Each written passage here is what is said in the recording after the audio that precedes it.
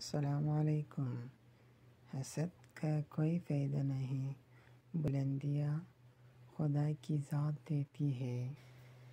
بیوی کے انتخاب میں بہت دراندیشی سے کام لو، کیونکہ تمہارا خوشی، غموں اور دار و مدار 99% اسی پر ہوتا ہے۔ خوبصورت لوگ ہمیشہ اخلاق کے حامل نہیں ہوتے، لیکن اعلیٰ اخلاق کے لوگ ہمیشہ خوبصورت ہوتے ہیں۔ جب آپ کو ہر شخص سے شکایت ہونے لگے تو دیکھ لیجئے کہ خرابی کہیں آپ کے اندر تو نہیں۔ بے وجہ اداسی کا بڑا سبب حد سے زیادہ تنہائی اور فراغت ہے۔ انسان جب یہ مان لے کہ وہ غلط تھا، تب وہ صحیح ہونے لگ جاتا ہے۔